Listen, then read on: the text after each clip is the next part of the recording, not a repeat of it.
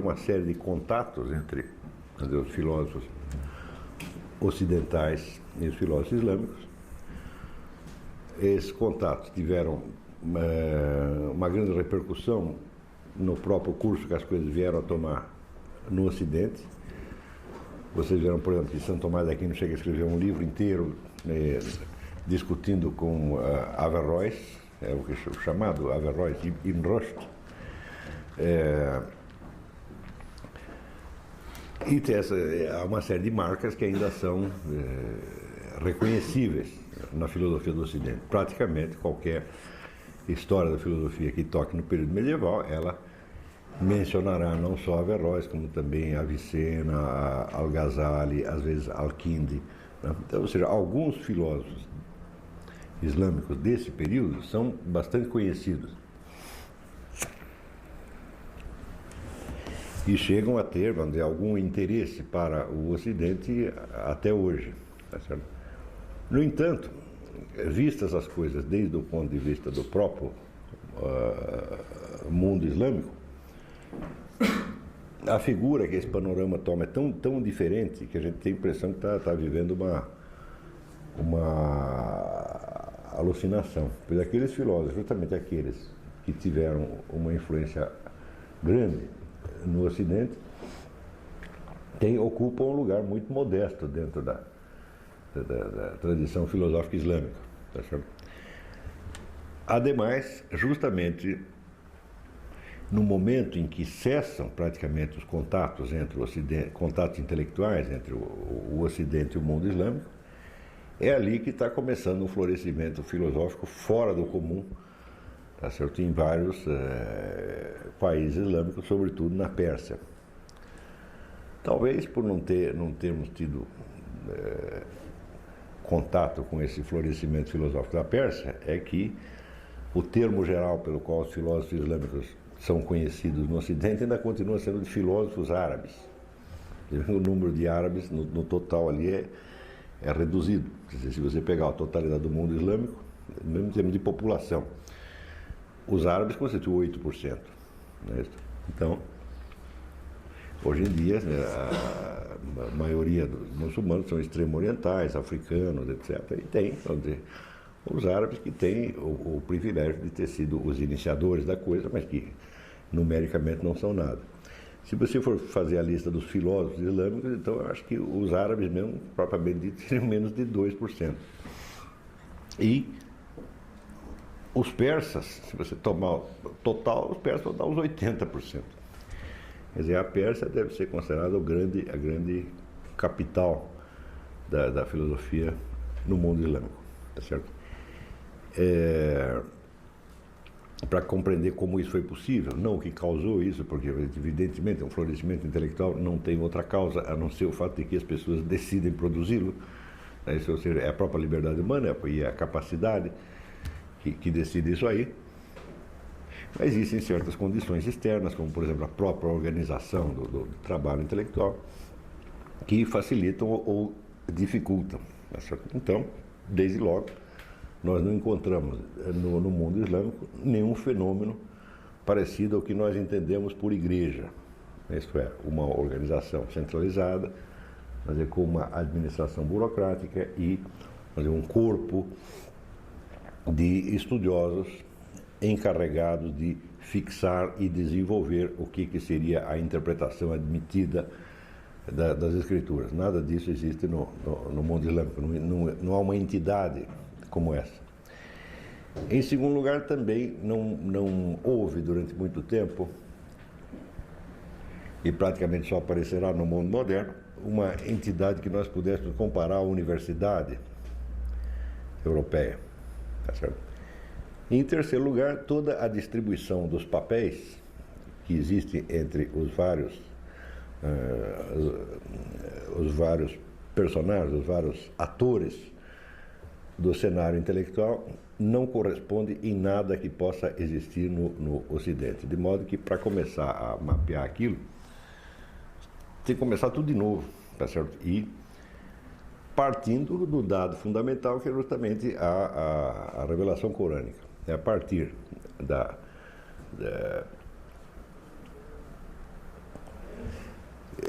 do momento em que o texto do Corão se considera encerrado, porque o processo revelatório leva 28 anos, né? Ele vai sendo ditado aos poucos, são versículos que são ditados pelo arcanjo Gabriel a Maomé no curso de 28 anos. A história desses 28 anos, então, mostra, vamos dizer, uma espécie de contraponto entre os acontecimentos terrestres e a sequência da revelação. Quer dizer, o sujeito que acha que tudo isso aí é uma invencionice, que o Islã não é uma religião de maneira alguma, etc., faria bem em examinar isso e ver se algum ser humano consegue produzir tantas coincidências ao longo de 28 anos. Isso é absolutamente impossível, né?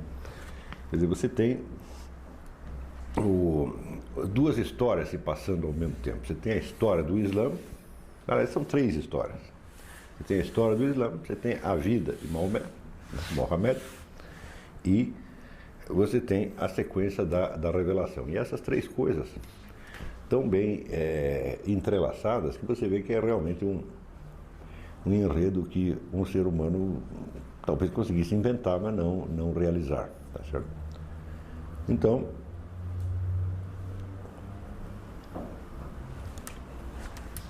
o elemento fundamental da revelação, evidentemente, é o próprio texto do Corão, tá certo?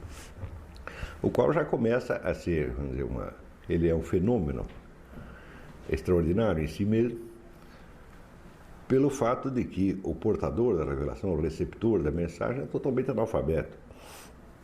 Tá certo? E o Corão é não só uma obra-prima da língua árabe, como é a obra-prima e vamos dizer, a obra modelar da língua árabe. Ele praticamente funda a língua árabe. Não existe um fenômeno literário similar, né, que a gente possa comparar, mas mais ou menos, mutatis mutandis, guardadas as devidas proporções, nós diríamos que o Corão tem para a língua árabe a função inaugural, fundante, que a tradução da Bíblia em alemão teve para a cultura alemã, a tradução de Lutero. Mas mesmo assim a comparação é falha, porque o Corão realmente ele fixa, né, os padrões gramaticais, estilísticos, semânticos, etc., que até hoje vigoram na língua árabe, né? O fenômeno em si já é tão esquisito, né? Como é que o sujeito não sabe escrever, ele consegue, né? Ele pega uma coisa dessa e dita. Quer dizer, a possibilidade de que ele tivesse inventado aquilo é praticamente nula, né? E segundo o texto do Corão, ele tem lá uma série de propriedades estruturais internas que são realmente muito estranhas. Por exemplo, existe toda uma arte da correspondência entre letras e números, tá certo? E você somando os algarismos correspondentes a uma certa frase, você obtém um outro versículo que sempre tem alguma correspondência com ele, uma resposta, uma complementação, etc. etc.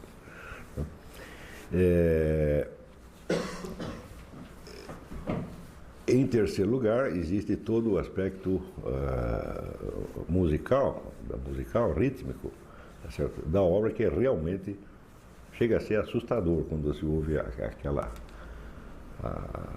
recitação. Quer dizer, o mínimo que a gente pensa, olha, quem escreveu isso aí não foi gente, não. Tem alguma coisa ali tem, não sabemos exatamente o que, mas tem.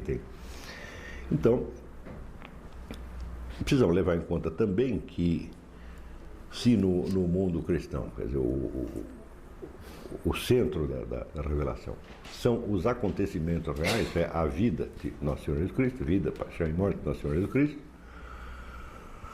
No caso islâmico, tá certo? A vida de Maomé não é o objeto da revelação, ela, ao contrário, é apenas o canal por onde virá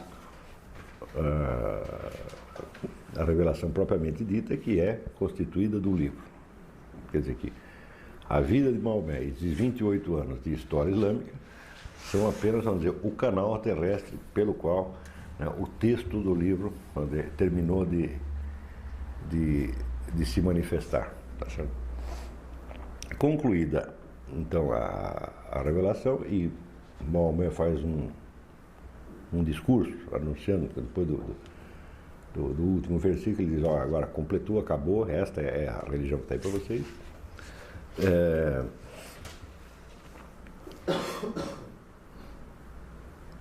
Aos poucos começa a se formar ali dentro do mundo islâmico uma certa tradição de interpretação do Corão, tá certo?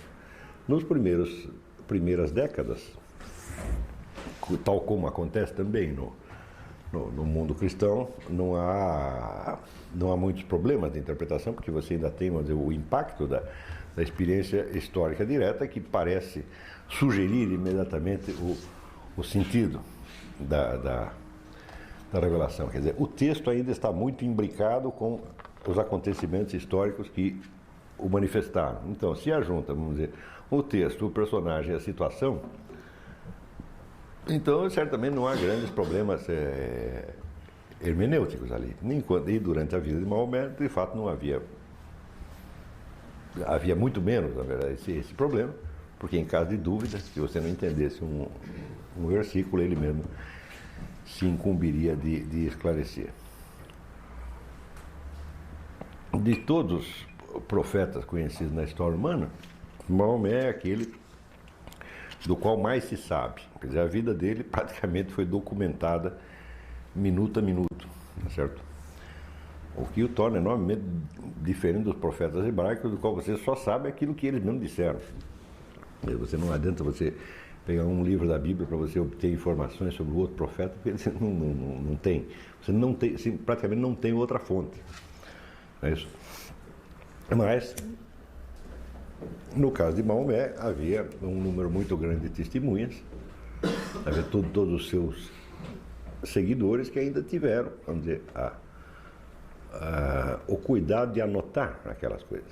Quer dizer, anotar o que ele fazia, o que ele dizia, foram compondo uma espécie de biografia dele em vida, tá certo? Com ênfase nas coisas que ele declarava, porque essas coisas funcionavam como interpretação ou como explicação do Corão. Mas acontece que os atos dele, inclusive os atos cotidianos, também é interpretado assim. Né? Porque se ele era o primeiro que tinha recebido, então supunha-se que o modo de vida dele, os hábitos, etc., eram uma espécie de tradução viva, né, da norma corânica. Então tudo que o homem fazia era anotado, inclusive os hábitos mais aparentemente banais, tomar banho, escovar dentes, etc. E isso forma um corpo de documentação enorme. É claro que com o tempo também aparecem os depoimentos falsos, o sujeito que não viu nada, mas como ele quer ser importante, ele fala, não, eu vi, ele falou tal coisa. Tá? Então, o grande problema que surge no mundo islâmico, um problema teológico, por assim dizer, é o da própria seleção, né, do que seriam os depoimentos válidos. Eu não tenho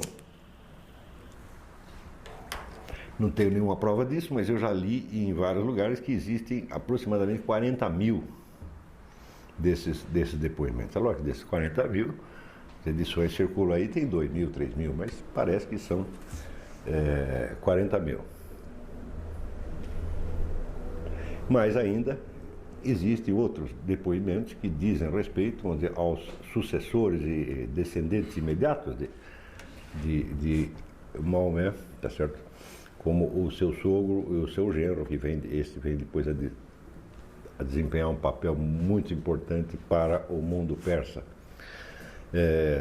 e a sua filha Fátima. Então tudo isso faz parte da documentação que cerca, né, o Corão. Então, o Corão não tem mais de 280, 300 páginas. Claro que essas 280 estão escritas numa das línguas mais sintéticas do mundo. A língua árabe é enormemente comprimida. Você, na tradução, você tem uma coisinha assim e vai dar 10 palavras em português. Mas, afinal de contas, é um livro pequeno. Mas a documentação em torno é enorme. A coisa começa a se complicar também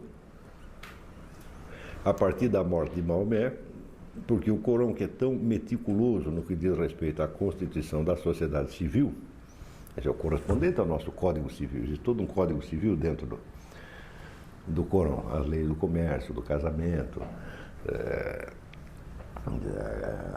agricultura, etc, etc, educação, está tudo lá. Mas tão meticuloso na constituição da sociedade civil, o Corão não tem uma palavra sobre a constituição da sociedade política, ou seja, do Estado.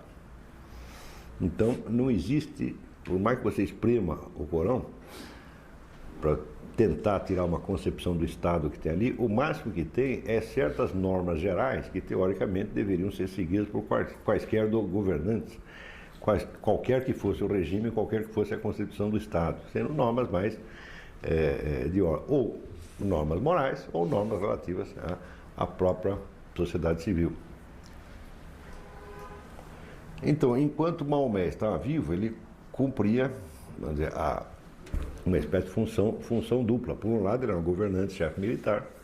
Por outro lado, era o líder e guia espiritual da comunidade, tá certo? E, durante toda a vida dele, os acontecimentos se sucederam numa quantidade, numa velocidade tão impressionante que não dava nem tempo para você parar para discutir. Ninguém discute a constituição do Estado num momento de guerra. E, praticamente, a vida do sujeito é uma sucessão de guerras. Também não houve entre os seus seguidores nenhum momento, nem meia contestação, vamos dizer, da autoridade dele. Então, se houve um governante que foi totalmente aceito pela sua população, sem discussão, foi Maomé. Inclusive aceito depois pela parte da população vencida. Todo mundo conhece mais ou menos a história, né? Que ele começa a pregação, é expulso da sua cidade natal, tentam matá-lo, ele se abriga numa cidade vizinha e depois começa uma série de pequenos ataques, pequenas incursões, tá certo? Como que fosse guerra de guerrilhas, né, contra a sua cidade de origem, até que no fim, né, consegue invadi-la, tá certo? E impor ali a nova religião e as novas leis. Mas mesmo dentro da cidade ocupada, não chega a haver nenhuma, depois disso, não há nenhuma resistência séria contra o indivíduo, que foi realmente um governante muito querido por todos, né? Provavelmente foi o governante de maior sucesso da história universal, né? E que é um sujeito que ou ele tem inimigos militares que estão combatendo no campo militar, ou não tem inimigos de espécie alguma. Inimigos políticos, pelo menos, não existem, religiosos muito menos.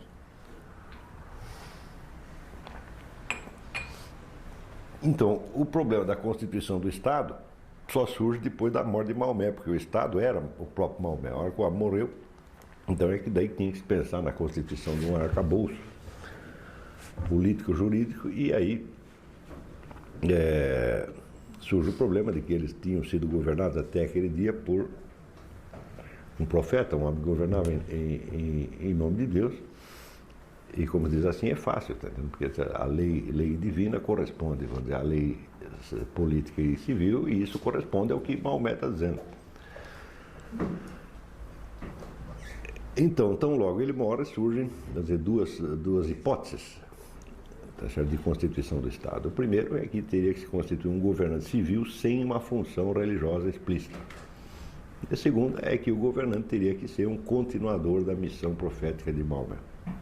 Isso é que é a divisão entre os sunitas e xiitas, tá certo? Suna quer dizer simplesmente os costumes, tá certo? Então, e os costumes, quando se refere aos costumes, se refere aos costumes do próprio Maomé. Então, não havendo mais transmissão profética, quer dizer, a transmissão acabou, Deus já não está falando mais, o que tinha que falar, falou. Então agora nós temos como guiamento aqui o Corão e os costumes do profeta. Os costumes são exatamente o que está relatado nessa coleção de documentos, tá certo? Mas surge uma outra ala que diz que a função profética é perpétua, tá certo? Ou pelo menos tem que continuar durante algum tempo. E esses últimos são justamente os que vão constituir a ala chamada xiita. Xia quer dizer os companheiros, os amigos, né? Então, numa referência aos amigos, companheiros do genro de Maomé, Ali. Né? E desde logo os xiitas são a ala minoritária. Até é fácil compreender por quê, porque a proposta deles é muito mais complicada. Isso, quer dizer,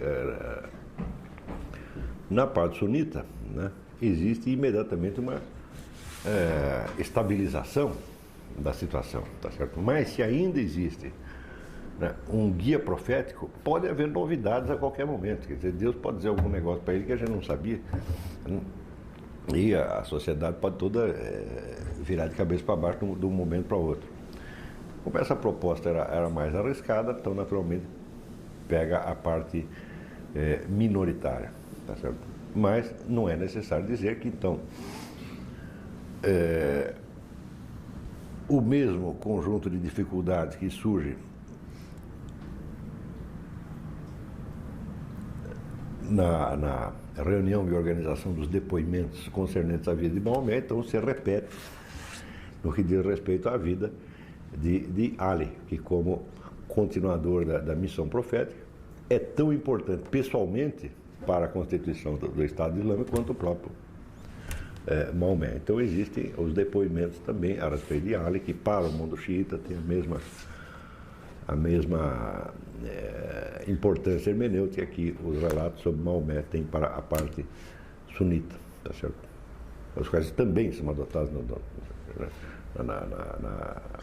quer dizer, os xiitas não são contra a Sunna, ao contrário, eles absorvem a Sunna e tem algo mais. Este algo mais que é rejeitado pelos sunitas, né? Nos anos seguintes existe naturalmente, então, nos séculos seguintes, existe um certo desenvolvimento, vamos dizer, da teologia e da jurisprudência islâmica. Claro, é impossível você, no mundo islâmico, discernir durante muito tempo o que é teologia e o que é jurisprudência, porque toda a discussão legal é feita a partir, né, do Corão. A constituição, vamos dizer, da justiça criminal, por exemplo, é apenas uma extensão, uma aplicação sistemática da regra corânica. Então se constitui, né, um edifício imenso de direito islâmico, tá certo? Que é, ao mesmo tempo, a própria teologia islâmica, embora a teologia, vamos dizer, todo direito é teologia, mas nem toda teologia é direito, né? Então, isto aí já torna as coisas enormemente diferentes do que se passou no mundo, né, europeu, tá certo? Onde as tradições legais têm uma dupla fonte. Uma fonte é o direito romano, e outra fonte é o chamado direito das gentes, que era, vamos dizer, os direitos locais, tá certo? Que já é direitos tradicionais de certas comunidades, que à medida que iam sendo, né, integradas, conservavam a sua legislação local. Ver que isso, até hoje, tem importância para as nossas vidas, tá certo? Quando você assiste esses filmes americanos de tribunal, que eles adoram essa coisa, isso é uma chatice, né? Em cada 10 filmes que eles fazem, 8 se passam no tribunal.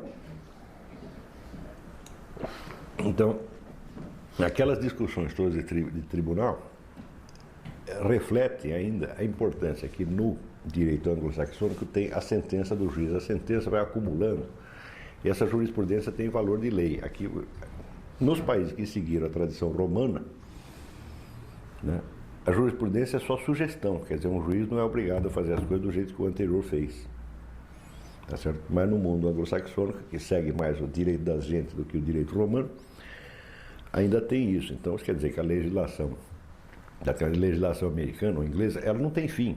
Ela está continuamente aparecendo novas leis, e qualquer advogado que esteja defendendo um cliente no processo, ele vai ter que rastrear toda a jurisprudência que teve nos últimos 300 anos a respeito daquilo. Tá certo? E, vamos dizer, as leis da igreja não têm alcance nem político e nem civil. Quer dizer, uma certa separação, vamos dizer, da igreja e do mundo jurídico já existe desde o início. Quer dizer, supõe-se que o governante se esforçará por harmonizar as leis civis com a moral cristã, tá certo? Mas é uma coisa que está mais vamos dizer, no espírito do que na letra. Se o governante é cristão, ele tentará levar as coisas para este lado. Mas a ideia de um direito cristão, de uma jurisprudência cristã seria impossível, porque, por um fato que eu já mencionei aqui, que a própria moral cristã, pela primeira vez, ela tem a sua primeira expressão sistemática no século XVIII, quer dizer, uma teologia moral, tudo explicadinho, só bem no século XVIII. Sem isso, seria impossível você pensar num direito cristão, tá certo? Então, só por aí você já vê a diferença de dois mundos, não é isso? Então, no mundo islâmico, as discussões teológicas tinham um efeito social e jurídico imediato. Aqui não, aqui era imediato, levava muito mais tempo, né? E também acontece que no mundo ocidental, no mundo greco-romano, no nosso,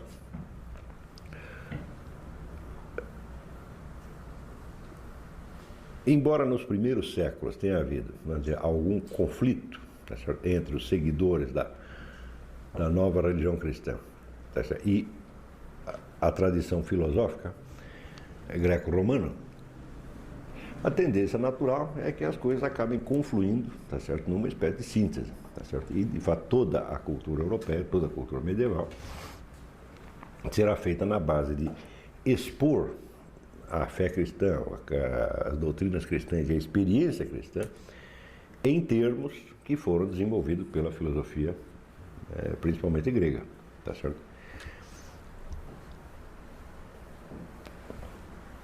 Ao mesmo tempo que vamos dizer, o direito romano, também sendo conservado, ele também vai gradualmente se adaptando, seja à moral cristã, seja aos direitos tradicionais das comunidades, ao direito das gentes, tá certo?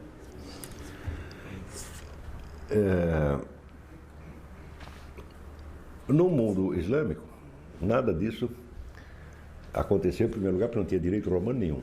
Você só tinha, vamos dizer, os costumes anteriores das várias tribos, tá certo, que compunham, né, a nação árabe nessa época, quer dizer, cada uma com os seus costumes próprios, tá certo? E que o advento da religião islâmica revoga isso tudo de uma vez, quer dizer, todas as legislações tradicionais são proibidas, são condenadas, são consideradas idolátricas e o ingresso do indivíduo no Islã, né, assim, é uma coisa muito mais total do que, digamos, a conversão ao cristianismo. Quer dizer, o sujeito que se converte ao cristianismo, ele não abandona a sua cultura, tá certo? Nem a sua cultura, nem os seus costumes, etc, etc. Ele simplesmente vai tentar harmonizar, né, uma coisa com a outra. Mas o Islã não é somente uma crença religiosa, ele já é uma nova constituição da sociedade civil, ele já é um conjunto de usos e costumes, então é pegar ou largar. Quer dizer, não é possível você entrar dentro do mundo islâmico e conservar, vamos dizer, os costumes e a legislação da sua tribo, tá certo?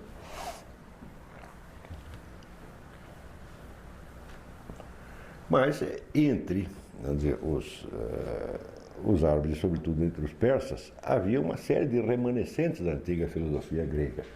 Lembra-se que numa aula anterior eu mencionei que quando a igreja oriental fecha as escolas filosóficas, muitos filósofos fogem para a Pérsia. Tá certo? Então tinha inaugurado ali algumas linhagens de pensamento que se espalharam da Pérsia para outros países da área. Então havia uma certa tradição de filosofia grega remanescente ali. Ademais, havia várias seitas cristãs que tinham sido condenadas como heréticas no Ocidente, também fugindo para lá, porque antes do Islã, aquilo era um conjunto de tribos bárbaras, praticamente não tinha uma religião que unificasse. Então, digamos, a presença de um monge cristão herético ali no meio, né, tanto faz como tanto fez. Ninguém nem sabia que o sujeito é herético, né? Para eles, aquilo era o representante do cristianismo, né? Então, como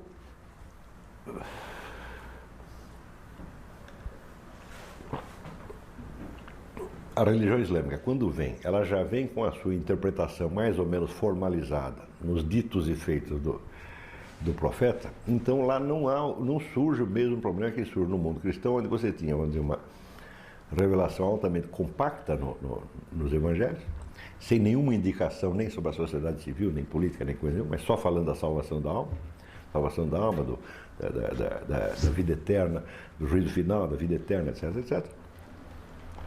Então, no mundo cristão surge, desde o início, este diálogo entre a nova fé e a tradição filosófica, com vistas a expor a fé em termos que fossem racionalmente compreensíveis, de acordo com os cânones da filosofia grega e também da tradição romana.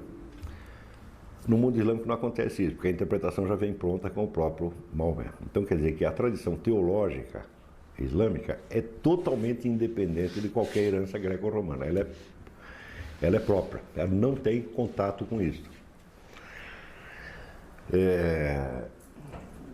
Resultado, desde o início, o grupo dos teólogos e juristas, quando se defronta com os filósofos, com os herdeiros do pensamento grego, não gosta deles, evidentemente. Então, isso quer dizer que o desenvolvimento da filosofia, no sentido grego da coisa, desenvolvimento da tradição peripatética, né, no mundo islâmico, desde o início ela é marginal em relação à religião. Não houve como é que se diz, esse intercâmbio, né, tão fecundo e tão peculiar como houve. Uma figura como Santo Tomás de Aquino, por exemplo, é impossível. Quer dizer, o sujeito que está falando da sua religião, mas parece que é um cristão falando, mas parece que é Aristóteles falando. Ele está expondo, né, a revelação cristã nos termos, né, com que o faria o próprio Aristóteles. Isso no mundo islâmico é absolutamente incompatível. Por outro lado, como a autoridade religiosa ali era bastante exigente, bastante severa, é evidente que os próprios filósofos, ao menos da boca para fora, eles têm que fazer de conta que eles são muçulmanos. Tá certo? Então, o que existe ali, por exemplo, o que você vê em Avicena, Averroes, é mais um arranjo exterior, tá certo? De filosofia, sobretudo aristotélica, e a religião islâmica tomada no seu aspecto mais exterior possível. Mas ainda existem outros fatores complicantes. Tá certo? O primeiro fator complicante é o das sociedades místicas que começam a se formar a partir de um certo grupo de discípulos de Maomé, tá certo? Que eles costumavam, além do cumprimento dessas 5 preces diárias, das obrigações regulamentares do Islã, eles costumavam se reunir para fazer preces extras e exercícios místicos. Os outros achavam aquilo tudo muito esquisito, mas um dia, né, Maomé disse algo em favor deles, né, certo? Disse que eles faziam muito bem e que eles eram as melhores pessoas que tinham na comunidade, então ninguém mais mexeu com eles. E essa é a origem das famosas comunidades chamadas sufis. Não é necessário dizer que essa palavra sufi não existe em língua árabe, não corresponde a nada, tá certo?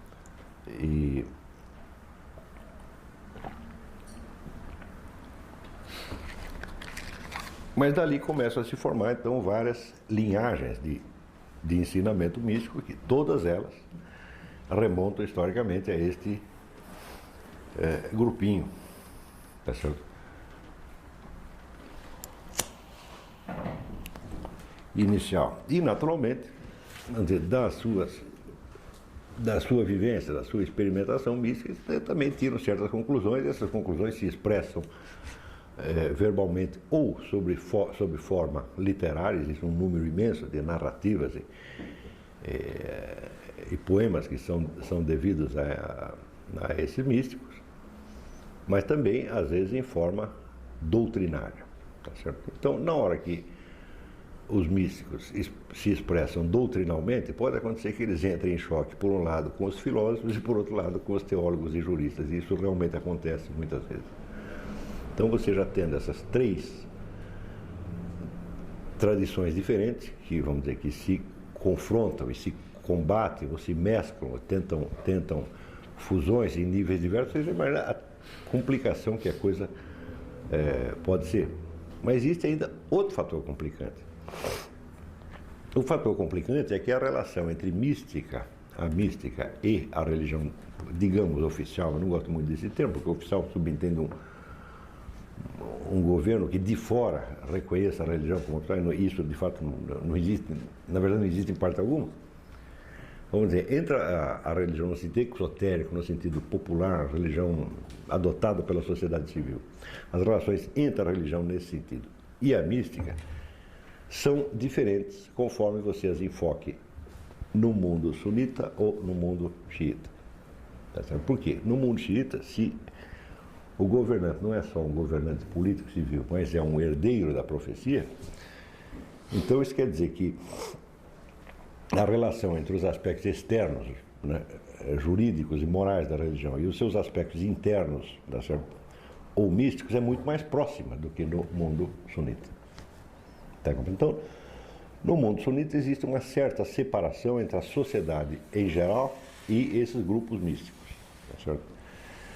É evidente que, doutrinalmente falando, pode surgir alguns conflitos, tá certo, entre a religião mística e a religião popular. Esses conflitos às vezes resultaram em tragédias, porque o sujeito místico dizia alguma coisa que parecia não estar de acordo com o dogma imperante e simplesmente o matavam. Tá certo? O matavam, perseguiam, expulsavam, etc, etc.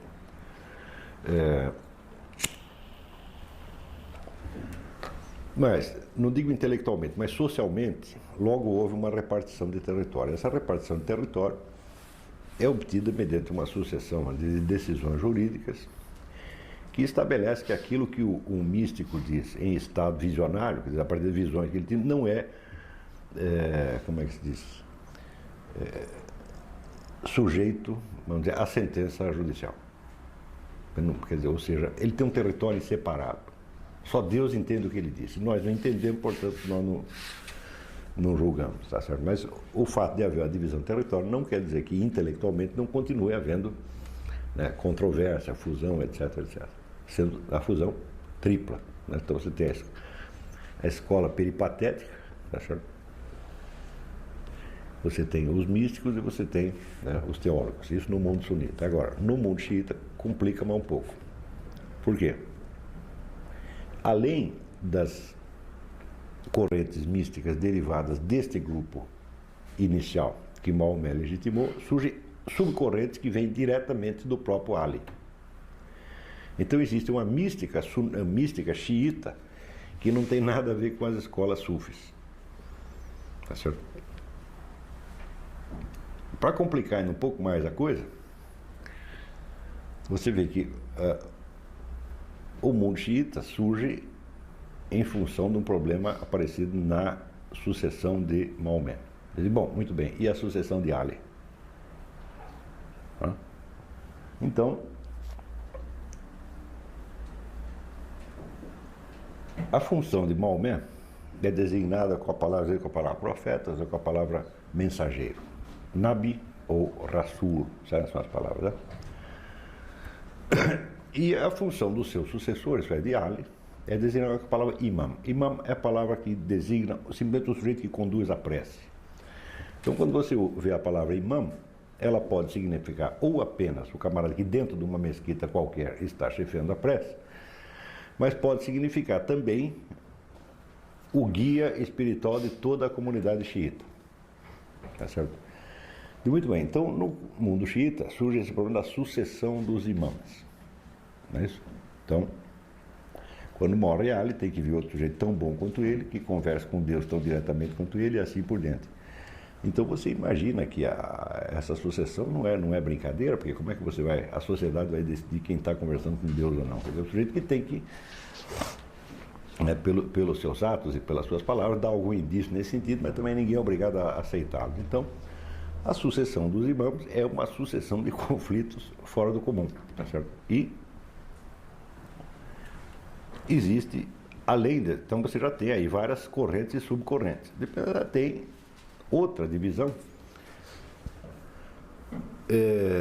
que diz que a sucessão dos imãs não é perpétua, tá certo? Que existem apenas 12 imãs reconhecidos e que o último imã é um sujeito desconhecido, é um imã oculto. Ele se oculta e ele deverá reaparecer, né, algum dia, mais ou menos como Dom Sebastião, rei de Portugal. Tá certo? E ainda tem uma segunda, nesse ainda tem uma outra divisão. Tem uns que consideram válido até o 12º imã e tem uns que consideram válido somente até o 6º. Tudo isso ainda existe no mundo persa. Então, em cada um desses casos, você tem uma sucessão, vamos dizer, política, tá certo? E associado a ele você tem também uma subdivisão entre o lado político-jurídico e o lado místico, tá certo? Então, só para mapear esse negócio, tá entendendo? No seu computador, tá entendendo? Não é fácil. Então, para você saber todas as correntes, quem está onde, não é brinquedo. Mas, por outro lado, esta confusão, que por ser imensamente maior no mundo persa, ela justamente facilita, vamos dizer, um florescimento, tá certo, de mística e filosofia que não tem paralelo no mundo. Certo? Então, mais ainda, as relações entre a filosofia, no sentido peripatético, tá certo, e a religião também são diferentes no mundo xiita, porque por causa da confusão ser maior, a mescla também é maior. Então, nós podemos dizer que o conflito ostensivo que nas primeiras gerações islâmicas surge entre os teólogos, tá certo, e os filósofos, onde um rejeita completamente o outro, e o místico aceita a autoridade teológica, tá certo, mas com limites, porque ela se refere apenas ao mundo exterior, e ele é o que conhece, tem experiência interior, mas o filósofo rejeita completamente também. E são esses filósofos, totalmente rejeitados pela sua comunidade e, portanto, não significativos daquela cultura, os que exercem uma influência e são lidos e discutidos no mundo ocidental. Especialmente, né, Al-Kindi, que é o sujeito que fez uma maravilhosa harmonização de Platão com Aristóteles. O sujeito que, para mim, estava certo, eu acho que estava certo, porque ele entende que aquilo tudo é uma escola só. Ele parte desse princípio de que o aristotelismo faz parte do platonismo e expõe tudo como um conjunto. Al-Kindi foi relativamente lido no Ocidente e teve alguma importância. Depois, Avicena, tá, e Averroes. E, por incrível que pareça, um outro sujeito que também foi bastante lido no Ocidente foi Al-Ghazali. Al-Ghazali era um sujeito que, ao mesmo tempo, era um místico, quer dizer, pertencia a uma dessas ordens monásticas e tinha lá as suas práticas místicas, e era um teólogo também, quer dizer, um camarada importante na religião oficial. E, tanto como místico, quanto enquanto teólogo e jurista, ele combate, né, os filósofos. Então, houve uma série polêmica entre ele e Averroes, em que ele escreve um livro chamado A Destruição da Filosofia, e Averroes responde com a destruição da destruição. E isso, por incrível que pareça, né, e por lateral que fosse, por marginal que fosse esse assunto dentro do mundo islâmico, isso é traduzido nas universidades ocidentais, é muito lido pelos escolásticos, que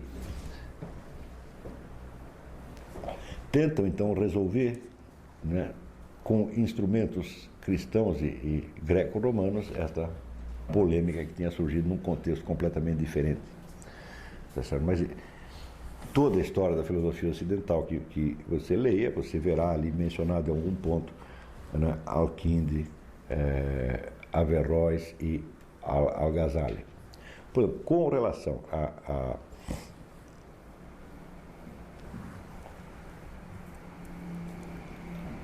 a Averroes, existe um famoso livro de Santo Tomás de Aquino,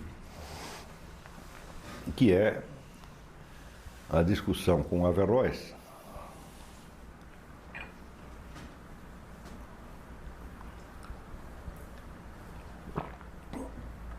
para saber se nos seres humanos, quer dizer, dentro da estrutura da alma dos seres humanos, as partes superiores, a parte suprema, que seria o intelecto agente, é um para cada ser humano ou se é o mesmo para todos. Tá certo? Então, Averroes diz que é o mesmo para todos, ou seja, existe uma só, né, inteligência agente que faz com que os nossos intelectos pessoais sejam capazes, vamos dizer, de reagir às estimulações sensíveis de acordo com as categorias supremas do entendimento, com as leis da lógica, etc, etc. E Santo Tomás de Aquino diz não, isso aí não é assim, porque senão seria a inteligência divina, né, dentro de cada um atuando assim, diretamente, e nós vemos que isso de fato não acontece. Então existe um intelecto agente pessoal que cada um tem, tá certo? E não se pode confundir isto, vamos dizer, nem com a sapiência infusa que Deus pode infundir em quem Ele quiser, nem com uma revelação, nem com graça iluminante, nem nada. Quer dizer, todos nós temos um intelecto agente que é meramente humano, tá certo? Existem inúmeras traduções dessa discussão dele com Averroes. Existe uma recente tradução francesa, mas muito boa mesmo, né? Então, não percam, essa é uma das grandes polêmicas da história filosófica, tá certo? E essa polêmica termina, evidentemente, de modo favorável a Santo Tomás de Aquino, cujo argumento é realmente muito mais razoável que o de Averroes. Mas acontece o seguinte: acontece que este problema, vamos dizer, do intelecto agente, que Averroes está colocando apenas como um problema filosófico, um problema teórico, saber se a inteligência suprema é uma só para todos, uma para cada um, ou seja, se pelas partes superiores da nossa alma nós, de certo modo, já temos um contato direto com o divino, ou se ao contrário, não temos esse contato naturalmente e o divino é que tem que tomar a iniciativa. Para Averroes, esse é um problema teórico, um problema filosófico. E acontece que para as comunidades místicas não era exatamente esse o problema. Então, não se tratava para eles de saber se o intelecto agente era o mesmo em todos, ou se era um para cada um, mas como que estes indivíduos, partindo daquilo que eles eram e que tinham, tá certo, podiam se integrar no intelecto divino através da renúncia ao seu, vamos dizer, à sua individualidade concreta, através de uma série de práticas místicas. Então, tratava-se de ser reabsorvido na inteligência divina. Então, é lógico que aí fica um negócio descompassado, porque o que,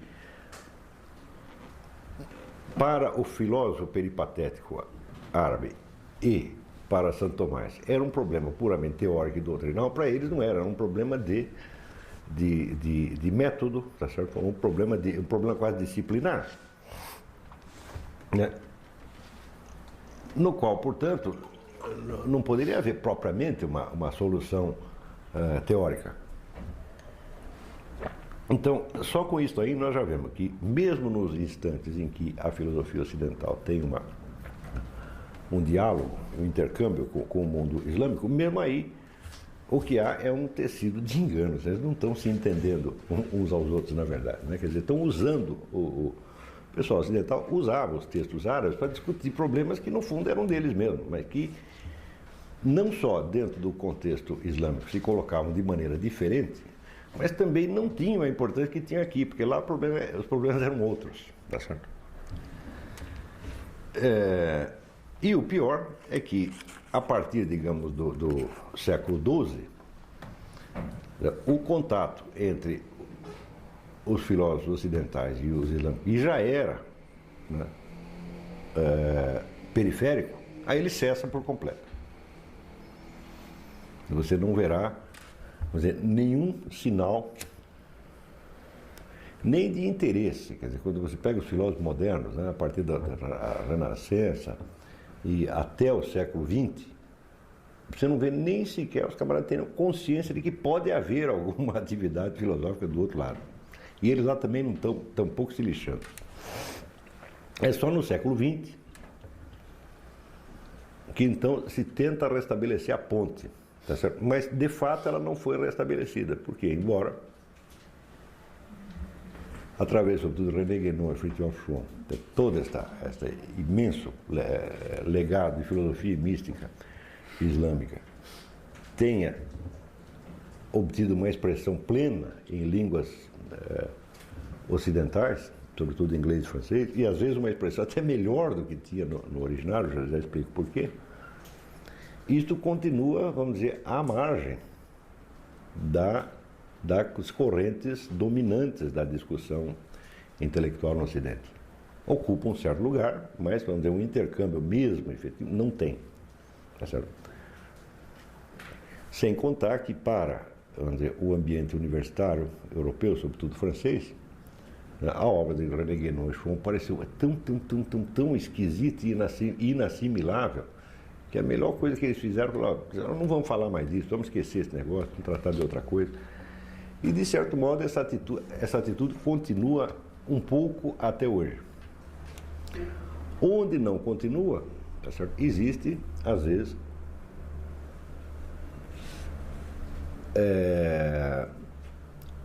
uma tendência de absorver este legado dentro da estrutura e dos cânones da ciência ocidental, tal como se desenvolveu ao longo dos últimos séculos, né? Sobretudo nos cânones da nossa ciência histórica, ciências humanas, etc, etc. Então existe hoje, por exemplo, na Universidade de Paris, existe lá todo um setor de ciências religiosas que estuda tudo isso, lê tudo isso e tal, mas pensa bem, se aqui existe, por exemplo, uma tradição mística que tem 9 ou 10, 12 séculos, né, de experiência acumulada no setor, vamos dizer, das investigações místicas, da autotransformação do místico, na sua abertura para o divino, etc, etc. Então, bom, isso é um setor de conhecimento. De repente você pega um sujeito ocidental, um francês, que está habilitado em história e sociologia e que vai tentar, então, estudar este outro conhecimento, mas do ponto de vista histórico e sociológico. Então, tem relação, mas não cabe. Não é isso? Sempre que um conhecimento é estudado desde o ponto de vista de um outro conhecimento, algo ali se perde. Não é isso? Então, por exemplo, se eu quero fazer uma sociologia da arquitetura, eu digo, bom, sociologia da arquitetura pode ser, mas ela não tem nada a ver com arquitetura, evidentemente. Eu não posso tirar um curso de sociologia da arquitetura e depois querer assinar a planta de casa. Não é isso? Mas, como existe toda uma comunidade acadêmica que fala a respeito, né, então ela se torna uma espécie de autoridade. Mas ela não é uma autoridade naquele assunto, naquele conhecimento. Ela é uma autoridade em estudos sobre aquilo, que já não são, materialmente não são a mesma coisa. É aquilo visto de um outro ponto de vista. Então, se nós chamarmos estes estudos místicos, toda essa tradição mística de esoterismo, nós vamos dizer que o que se estuda no Departamento de Ciência Religiosa da Universidade de Paris não é esoterismo, é um negócio inventado que nós vamos chamar de esoterologia. Tá certo? Que então é evidente que complica a coisa mais e mais e mais e mais e mais. Porque materialmente parece que estão falando da mesma coisa, mas a perspectiva é tão diferente, não é isso? Digo. Assim, parece que o homem, devido às suas aflições, busca um conhecimento de resposta e cria outras aflições. Certamente nós criamos tanta confusão quanto explicação. Tantas... né? Já dizia Jean Forestier, quer dizer, existe o progresso do conhecimento, mas o progresso da ignorância é muito maior. E pode estar criando até um afastamento afastamento. Não tem a menor dúvida que você pode estar indo parar mais longe ainda. Tá certo? Então, isto, quando nós chegarmos no fim desse curso, vocês vão ver, tá certo, que quando eu defino a filosofia como a busca metódica da unidade do conhecimento, da unidade da consciência e vice-versa, tá certo? É justamente para dizer que a função básica da filosofia é não deixar essas coisas se dispersarem. Isso é tentar reconstituir e ver qual é a ordem das relações reais, e qual é a hierarquia real, qual é a funcionalidade real de cada um. Senão isso vira o caos. Tá certo? Então, embora o filósofo faça isso para seu proveito próprio, é inevitável que ele acabe ajudando um monte de gente com isso, porque vai botar um pouco de ordem no caos. Tá certo? Agora, por exemplo, quer dizer, as ciências históricas e ciências humanas, quando elas pegam vamos dizer, um certo grupo de conhecimentos e o toma como seu objeto, ele segue a tradição, vamos dizer, científica de colocar aquilo entre parênteses. Tá certo? Então, aquilo é estudado como objeto e não como conhecimento válido ou inválido. Né? Eu digo, bom, vamos supor que você pegue, então, por exemplo, chega um antropólogo, vai estudar aí a tribo Inhambiquara. Né? Então, a tribo Inhambiquara, então, tem lá, né, as suas leis, os seus costumes, os seus ritos, e também tem a sua medicina, tem a sua arte da guerra, tem os seus regras de casamento, procriação, etc. Tem tudo isso, tá certo? O antropólogo não vai participar de nada disso. Se aquilo tudo for a maluquice, não é problema dele, entendeu? Ele não tem que se posicionar, afinal de contas ele não é ambiquara, ele não tem que obedecer o chefe em ambiquara, então ele está livre para encarar aquilo como um objeto, tá certo? Então acontece que se cria, vamos dizer, entre quando um antropólogo, um sociólogo, um historiador estuda o elemento de uma outra cultura deste ponto de vista, não há um verdadeiro diálogo entre as culturas, porque uma delas é a cultura observadora, a cultura sujeito, é a cultura que está aprendendo, e a outra é a cultura objeto. Não é isso? Quando, né, Levi-Strauss vai lá observar os bororós, ele aprende algo sobre os bororós, mas os bororós não aprendem nada sobre a antropologia estrutural. Tá certo? Então, é a cultura investigadora e a cultura objeto. Tá certo? Para que uma cultura seja objeto da outra, supõe-se a inferioridade dela. Supõe-se que ela possa ser totalmente abarcada e infinitamente transcendida pelos conceitos que a cultura investigadora tem. Quer dizer, então, o seu Levi-Strauss ou outro qualquer, quer dizer, partindo toda aquela tradição, né, de ciência que tem na cabeça, conhecimento universitário, ele vai lá, pega a cultura bororó, a cultura inhambiquara e descreve, tá certo? E aquilo tudo, o conjunto inteiro da cultura bororó é apenas um capítulo, ou um curso que ele vai dar, tá certo? Dentro de um edifício de conhecimento que transcende aquilo infinitamente. Ele está dando o curso de cultura bororó aqui, do outro lado está outro sujeito dando o curso de física atômica, um terceiro dando o curso de linguística comparada e assim por diante. Tá certo? Então quer dizer que a cultura pequena é integrada como elemento na cultura grande. A cultura pequena entra como matéria, a grande entra como forma, no sentido aristotélico. Tá certo? Eu até muito que bem, mas acontece que quando você vai fazer isso, tá certo, com uma outra cultura que é detentora de conhecimentos fundamentais, tá certo, que a sua própria não pode nem compreender, aí você tem uma defasagem. Diga. A igreja não apresentou intelectuais que dessem conta desses... Não, a igreja não está nem sabendo disso, tá certo? Né? A igreja está fora desse negócio, quer dizer, a igreja tomou conhecimento desse negócio muito tempo depois e somente do ponto de vista do confronto dogmático. Quer dizer, isso está tão abaixo da discussão.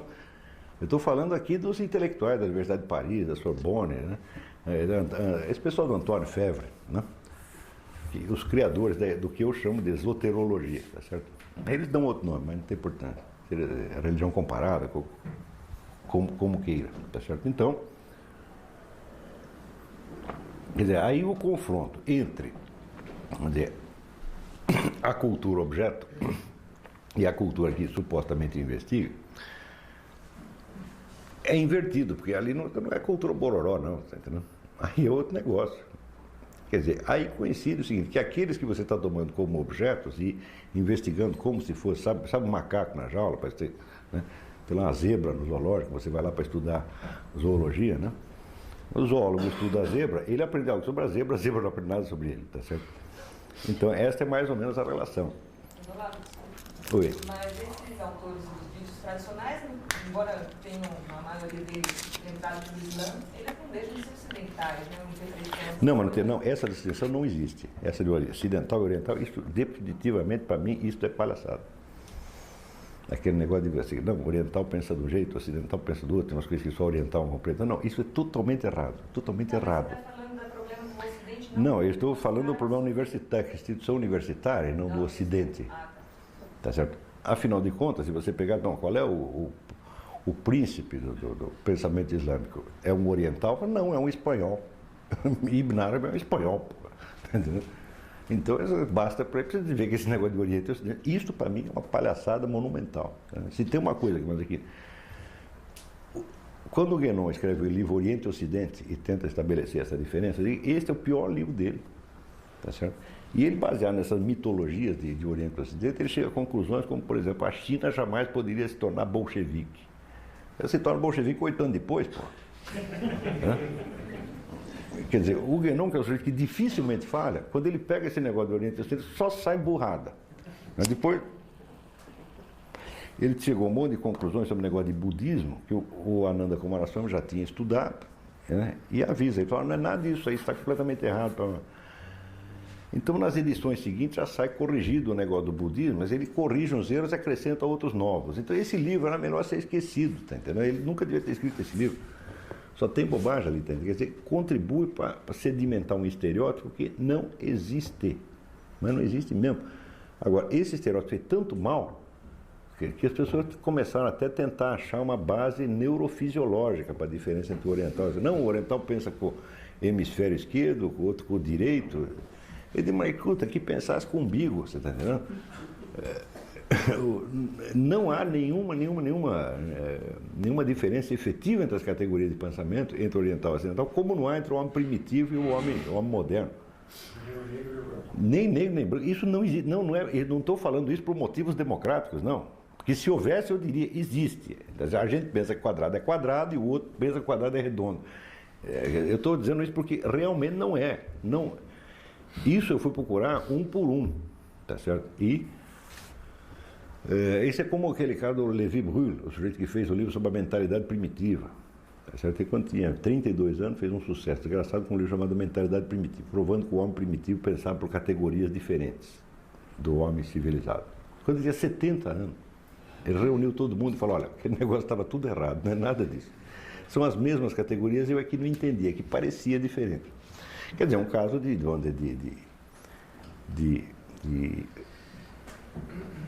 idoneidade intelectual fantástico, tá certo? O egocentrismo ou o etnocentrismo, eles se tornam obstáculos, tá certo? Somente a partir do momento em que você quer colocar o outro como uma realidade objetiva, que você tem que superar o seu subjetivismo para chegar até ele. Quando, na verdade, esta realidade objetiva, considerada assim, a realidade chapada, totalmente externa, isso não existe. Nenhum objeto possui em si este tipo de objetividade. Nenhum objeto é como é que se diz? A famosa coisa em si. A coisa em si, o que é a coisa em si? Seria a coisa como ela apareceria para o sujeito nenhum. Eu digo, bom, então a coisa em si, ela tem em si uma impossibilidade de se mostrar. Não é eu que tenho a impossibilidade de conhecê-la. Ela teria que ser tão escondida que ninguém jamais a visse. Então, não é que é impossível nós conhecermos a coisa em si, ela, coitada, não pode existir, pô. Tudo aquilo que existe, existe para outro objeto, pô. Existir é estar aí para outro objeto. O existir é estar relacionado de algum modo. O totalmente irrelacionado, que seria a coisa em si, é inconcebível. Ora, eu acabei de dizer que Santo Tomás de Aquino e Averroes montaram uma discussão que, do ponto de vista da cultura originária de Averroes, não tem importância, ou tinha outra importância. Eu digo, mas quem disse que esse aspecto aqui, mas ele não fosse um potencial que estava lá e que lá não apareceu, mas apareceu aqui? Você está entendendo? Quer dizer, aí é que você tem, vamos dizer, o enriquecimento, pelo menos de um deles. Pode ser mútuo se os dois quiserem, mas se o do outro não quer, bom, eu aprendo sozinho. Está compreendendo? Então, é muito os adeptos da diversidade cultural, do relativismo cultural, são muitíssimo engraçados, porque o relativismo cultural tem que ser sempre unilateral. Não é isso? Quer dizer, nós aqui, americanos, então nós temos que valorizar aqui a cultura Zulu. Né? Eu digo, bom, e os Zulus, o que eles vão dizer de nós? Não vão dizer nada, porque não vão entender coisa nenhuma. Então, quanto mais você, numa universidade americana, você enaltecer a cultura Zulu, quem está ganhando? É a cultura americana e não a Zulu, porra. Você está entendendo? Então, esse negócio de relativismo cultural, diversidade cultural, na verdade, ela equivale à universalização de uma certa cultura e a um estrangulamento de todas as outras.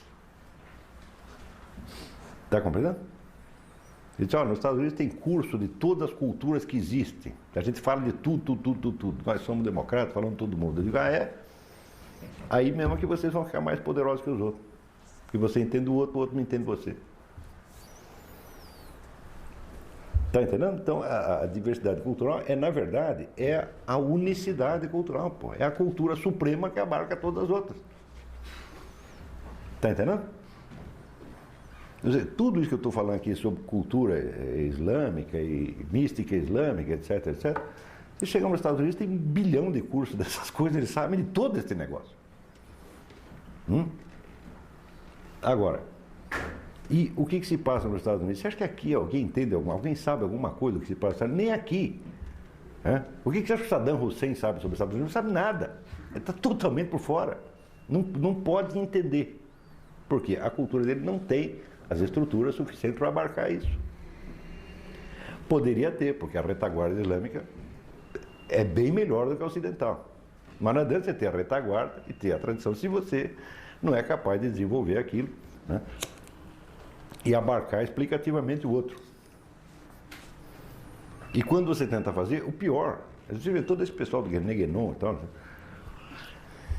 vieram aí tudo bancando os orientais, não, porque aqui o Ocidente é inferior, etc. Eu digo, tá bom, meu filho, então agora você pega isso aí que você está dizendo e vai dizer isso lá no Iraque. Você não pode dizer. Não tem mais lugar para isso. Você está entendendo? Então, o Schwan, por exemplo, ele termina a vida dele onde? Nos Estados Unidos. E um dos mais próximos amigos dele, amigo seguidor, que é o Rama Coomaraswamy, o Rama Coomaraswamy dizia, este aqui é o melhor país do mundo para esse tipo de coisa que nós estamos fazendo. Mas ele não terminou lá porque ele estava no meio dos indígenas ali, fez uma iniciação e ficou... Não, os índios ele já tinha isso muito recente. Não, foi uma coincidência, foi um sujeito que ofereceu um terreno para ele. E daí ele foi e viu que nos Estados Unidos era muito melhor, porque na Europa o vizinho reclamava, era todos os apartamentos, era de 2x2, você tá entendendo? O vizinho reclamava, não podia fazer barulho, ainda achavam eles esquisitos, e nos Estados Unidos ninguém é esquisito, você sabe perfeitamente disso, né? Você sai com a abóbora na cabeça, ninguém nem olha para você. Então, e você vê que coisa. Então, quer dizer, o Oriente e o Ocidente, do qual você está falando no livro, é um. Agora, o Oriente e o Ocidente no qual você vive é outro. Mais uma vez a Paralaxe. É a Paralaxe entrando até aí. Não muito grave, porque eles perceberam isso. Se tocaram, e o Schwan, no fim da vida, ele dizia, não se trata... Quando o Guénon dizia que o Oriente tinha que, vamos dizer, iluminar o Ocidente, ele diz, não, simplesmente a verdade tem que iluminar o mundo. É outra coisa. Quer dizer, quando o Guénon falava de uma intervenção intelectual, espiritual do Oriente, no islâmico no Ocidente, eu digo, bom, agora você vai pedir isso pro Saddam Hussein, pro Arafat, você está com brincadeira, pô. Quando eu comecei a pensar isso, quando eu vi o Seyyed, eu conheci o Seyyed Hossein Nasr em 86 nos Estados Unidos. Estava exilado lá. Quer dizer, os ayatollah botaram, quer dizer, o sujeito que era o próprio espírito da tradição espiritual iraniana está lá exilado nos Estados Unidos. Nos Estados Unidos tem lugar para ele, no Irã não tem. Mas não é muito esquisito? Que raio de Oriente é esse? Não é isso? Quer dizer, onde está o Oriente? Parece que está aqui. Então, ver tudo este processo de processo de ocidentalização do Oriente, não, isso não pode ser explicado em termos do Oriente e Ocidente, tem que inventar outros conceitos, isso aí não funciona. Mas tudo isso aqui, eu fiz esta incursão no século XX só para ver como esta distribuição de papéis que eu estou tentando equacionar no século VII, VIII, ainda tem importância, para o curso dos acontecimentos hoje. Não é isso? Agora, por incrível que pareça, você veja, o único país da Europa onde continua havendo esta mistura de elementos islâmicos, cristãos e judaicos foi o quê? Portugal. Quem é que sabe alguma coisa a respeito de filosofia portuguesa? Nem português sabe. Não? Então, significa o seguinte, eu quando fuço um pouco esse negócio português, né, como é que foi o pensamento português, eu digo, mas os portugueses estão com tudo. Esse aqui é o povo mais inteligente do universo. É o único que tinha abertura universal para entender essas coisas. Os outros não tinham. É uma ironia, né?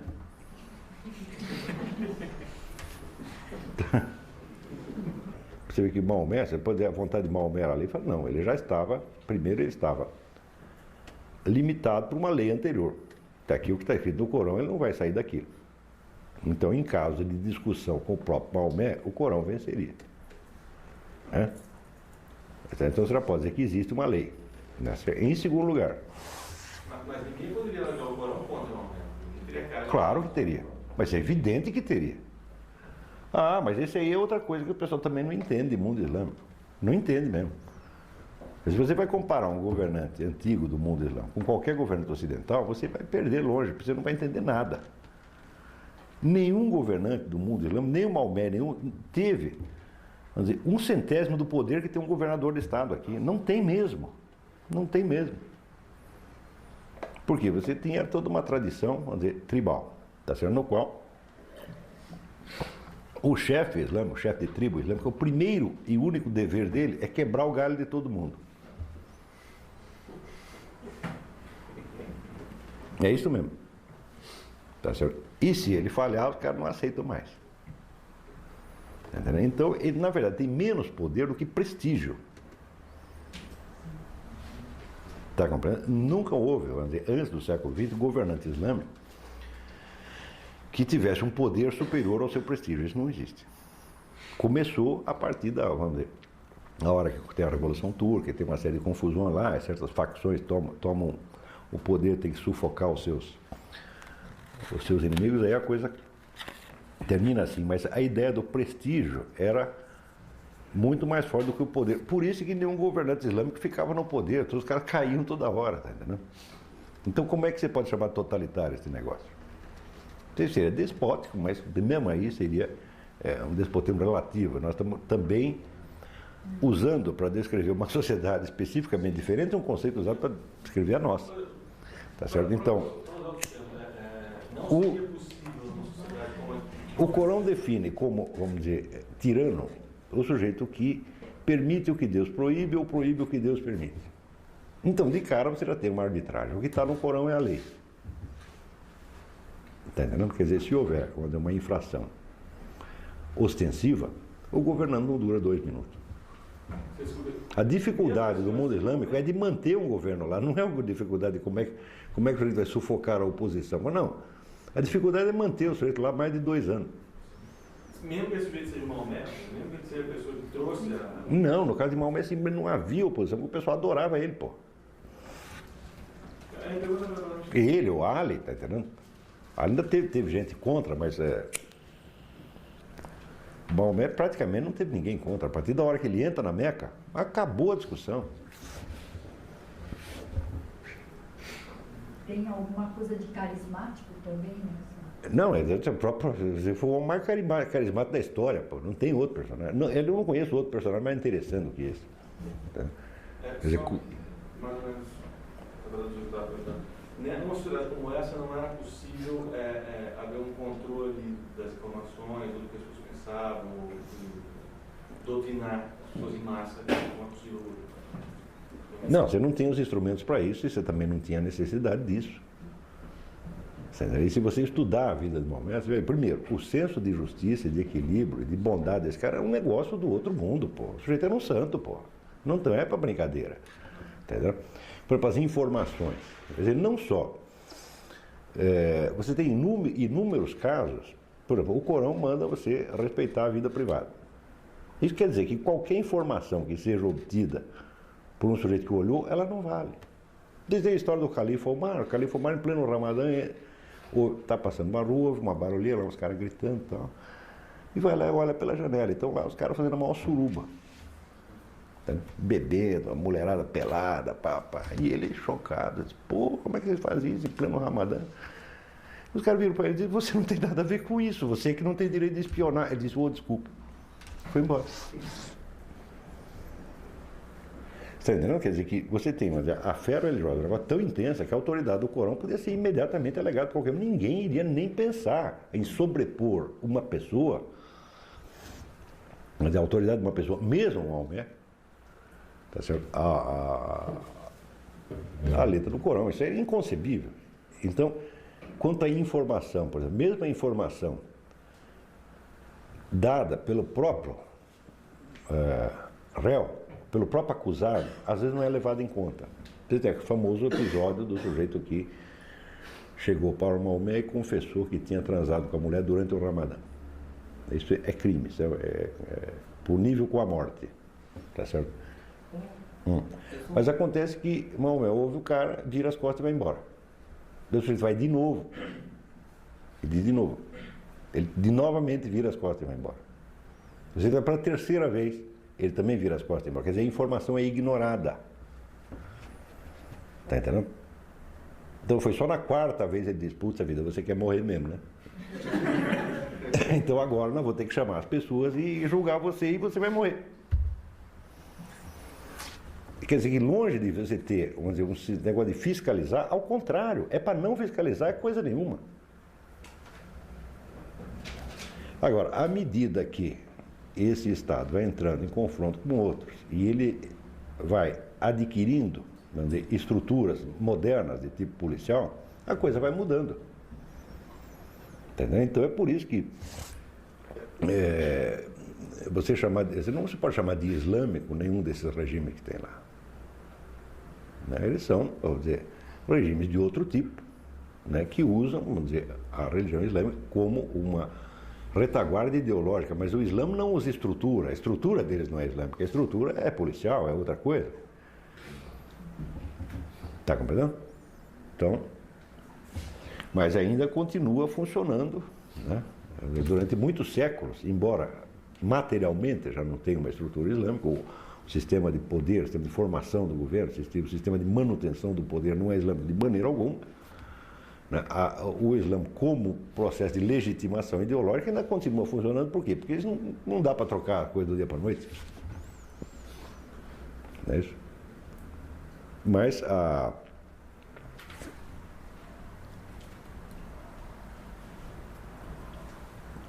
também você precisa ver que o processo de formação da jurisprudência islâmica também é um processo informal, porque não tem igreja, não tem um órgão incumbido de fazer isso.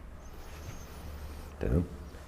O que é assimilado, aceito, vamos dizer, como lei, como norma para todos, é o que diz, é a decisão da comunidade. A comunidade se entende assim, todos os homens cultos, todos os estudiosos do Corão dão um palpite. Só quando eles entram em acordo, todos disseram a mesma coisa, então aquilo virou lei.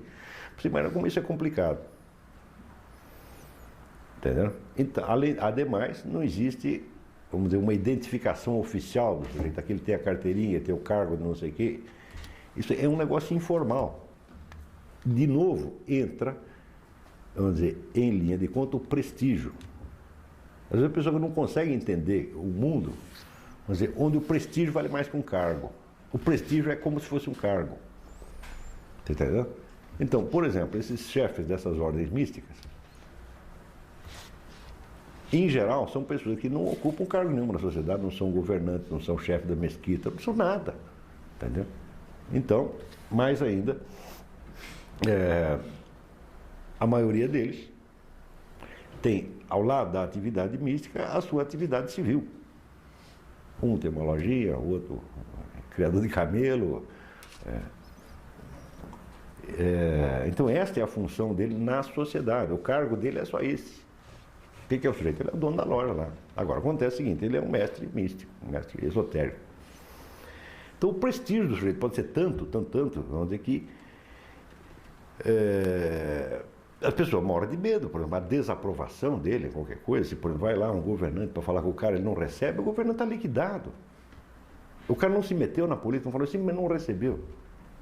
Por exemplo, isso aí pode derrubar um governante. O Saddam Hussein foi lá falar com o sujeito lá no interior, o guru não recebeu, o Saddam Hussein acabou a carreira.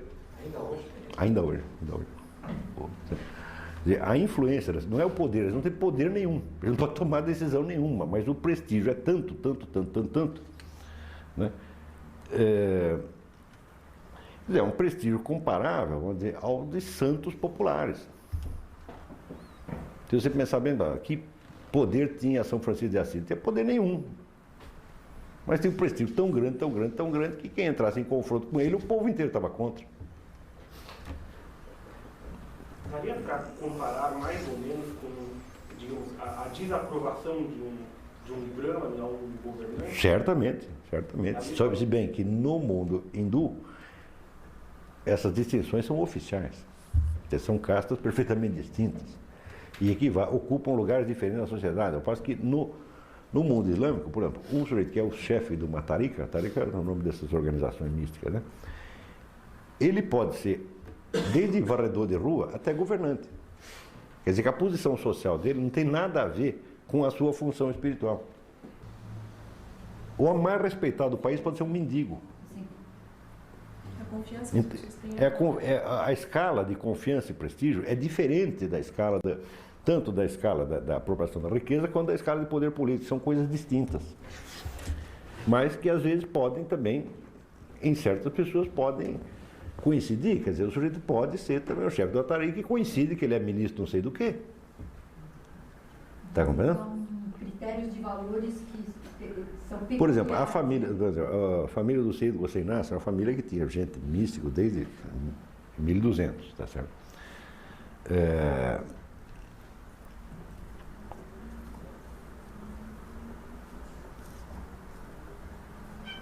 Mas eram pessoas que levavam uma vida relativamente modesta pelos padrões iranianos, tá entendendo? E o Nasr se torna depois ministro da cultura do Reza Pahlavi. Mas isso é coincidência, tá entendendo? Então, depois ele perde esse cargo, ele sai até exilado para os Estados Unidos e não, arruma um emprego na universidade.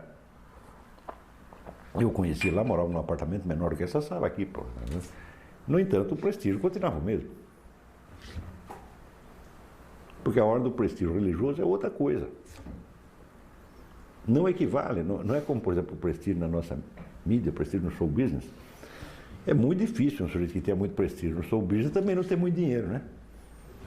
E se ele souber usar isso, até se elege deputado, senador, governador do estado, né? Mas nesse contexto é diferente, quer dizer, o prestígio religioso não equivale de maneira alguma à escala de poder e de riqueza. Tem todas as combinações possíveis. Tá? Então, isso tudo, vamos dizer, já torna, às vezes, difícil para as pessoas imaginar, às vezes até por falta de palavras. Você precisa criar os conceitos. Então, como é que você cria os conceitos? Bom, você pega as palavras da língua originária e tenta encontrar algum equivalente aqui, mas cada vez que você usa a palavra, você tem que explicar o que ela quer dizer. E que é exatamente o que eu estou tentando fazer aqui. Tá certo? Então, é claro que vamos dizer, esses séculos primeiro de convivência e depois de ignorância mútua entre a filosofia ocidental e a islâmica, não pode ser explicado exclusivamente do ponto de vista de uma delas. Né? Não é isso? Você tem que mesclar. Coincidiu? Oi. A filosofia islâmica, ela tem por base o projeto grego? Os pré-socráticos? Não, é este, mas é lá mesmo que eu estou querendo chegar. Peraí. Tá. Peraí. Então, as relações, vamos dizer, entre filosofia e religião não só são diferentes do Ocidente, como ainda tem a diferenciação dentro do mundo sunita e dentro do mundo xiita. Tá certo? Então, quando Al-Ghazali escreve, por exemplo, o livro A Destruição da Filosofia, ele está descendo o cacete em todos os filósofos. Quer dizer, uma coisa é você ser um crente, tá certo? Acima de crente, outra coisa é você ser um místico, e tem lá uns camaradas chamados filósofos, que são os caras heréticos, descendendo de um tal de Aristóteles, tá certo? Que são os malditos materialistas que querem explicar tudo pela razão sem a revelação. Isso é uma perspectiva. Mas quando você chega no mundo persa, você verá, às vezes, as maiores expressões da mística, os caras se denominam filósofos, pô. E não enxergam não veem nenhuma contraposição, porque eles acham que Platão e Aristóteles eram profetas.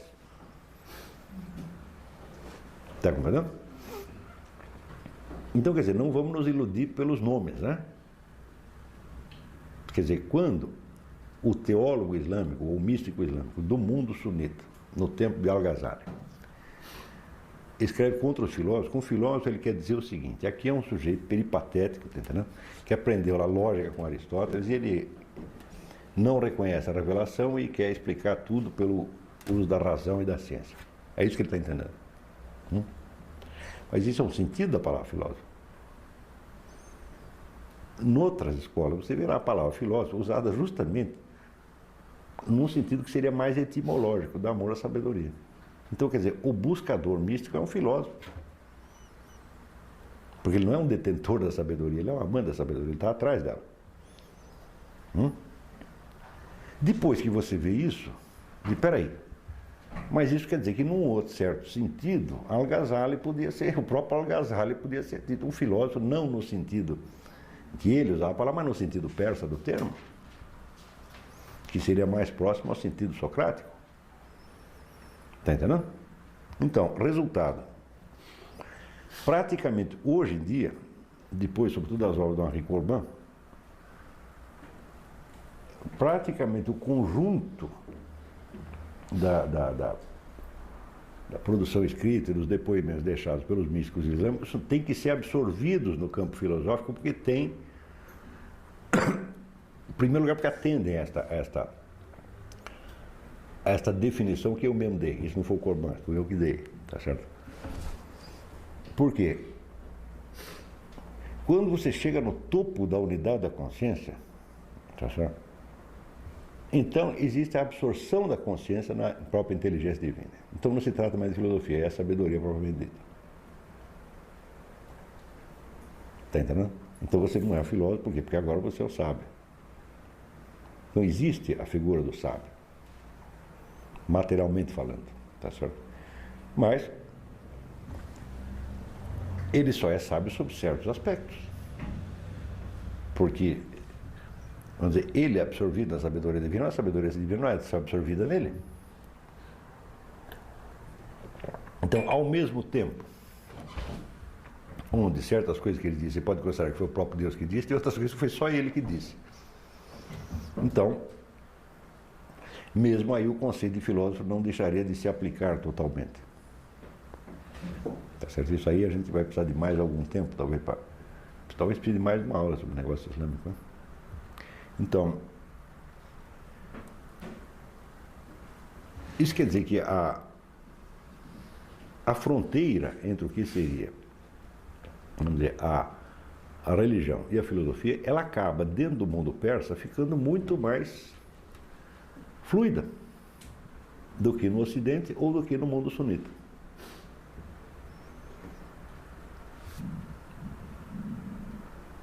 Está compreendendo? Então, por isso mesmo, não tem como você tirar esses camaradas de dentro da história da filosofia.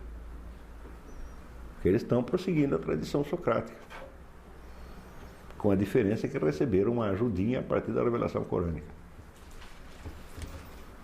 Quer dizer, a atividade é formalmente a mesma. Por exemplo, se você pegar tudo o que estes místicos islâmicos, sobretudo iranianos, nos derem em matéria de teoria do conhecimento, é mais do que a Europa inteira fez.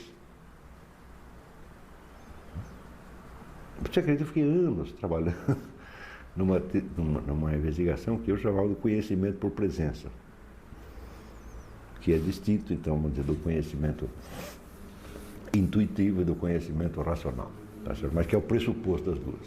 E estou lá trabalhando naquilo. Daí eu descubro que um sujeito iraniano, 8 séculos atrás, já tinha descoberto o negócio. Quer dizer, eu estou... Hã? Não, pena não, nada mesmo.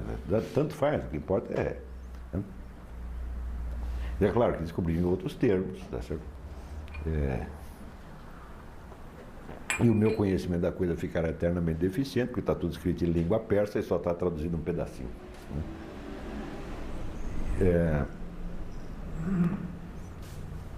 Mas, veja, o modelo seguido no Ocidente moderno, a partir de Descartes, é um modelo de um sujeito que se coloca em face de um objeto, sendo os dois constitutivamente diferentes. Eles são substantivamente diferentes. Quer dizer, o sujeito, ele consiste em pensar, ele consiste em ter autoconsciência. E o objeto consiste em estar aí para ele ver. São duas formas de existência, tá certo? E a partir desse modelo, você vai enfocando todas as questões possíveis. Até as relações do homem com Deus são vistas assim. Aqui tem o crente e lá está um Deus a respeito do qual ele quer obter algum conhecimento. Agora, em toda a tradição iraniana, é o contrário. Quer dizer, o primeiro objeto de estudo é o próprio Deus. Então, quando São Boaventura, tem a teoria da visão em Deus, ele diz que tudo que nós conhecemos através de Deus. Nós não temos propriamente a iniciativa. Tá certo? Quer dizer, Deus é que é a garantia permanente de todas as inteligências e de todas as aptidões subjetivas que existem. Então nós vemos as coisas, não diretamente, mas em Deus. Tudo está, de certo modo, contido, tá certo? Em Deus como aspectos de Deus.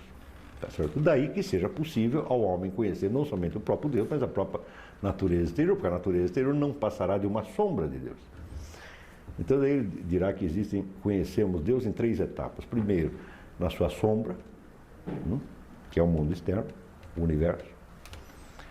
Segundo, na sua imagem, que está na nossa própria alma, à medida que você vai adquirindo o conhecimento da sua alma, então você tem uma imagem de Deus. E finalmente você conhece em si mesmo, né, quando ele então engole o mundo exterior da nossa própria alma.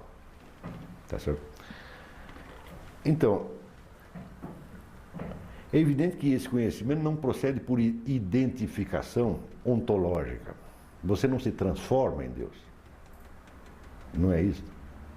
Você simplesmente descobre que Ele estava por trás de tudo que você estava vendo e por trás da sua visão também, e que Ele é que está dando forma a tudo isso. Não é isso?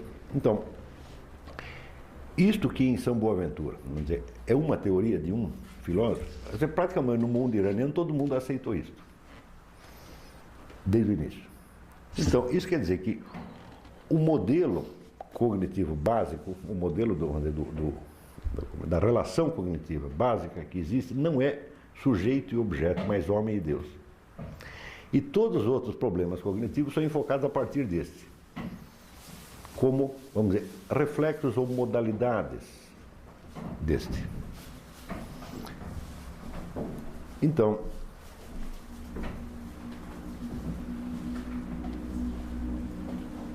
existe um dos mais notáveis filósofos islâmicos, que é Sadruddin Shirazi, se bem que ele é de um período já um pouco posterior, nós estamos abarcando.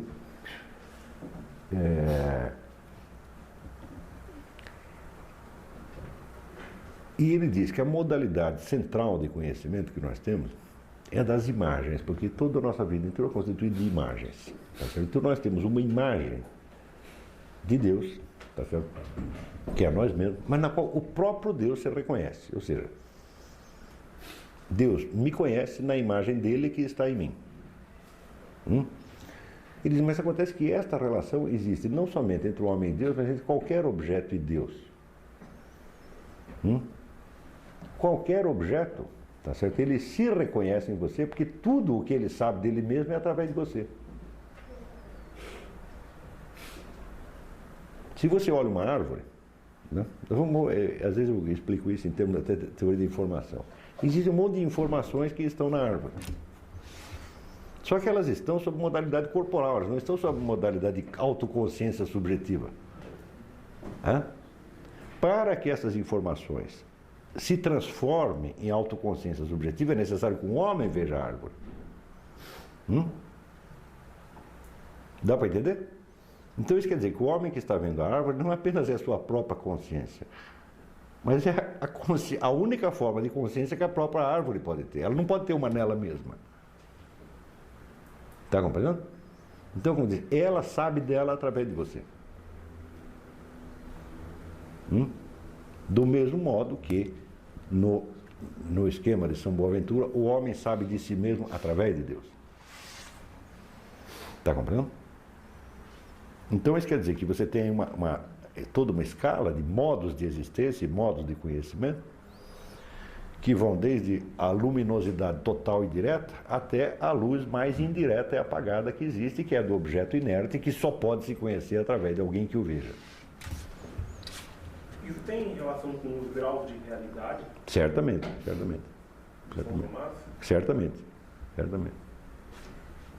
Porque São Tomás não explica assim, quem explica quem faz uma explicação análoga com isso é São Boaventura. Tá certo?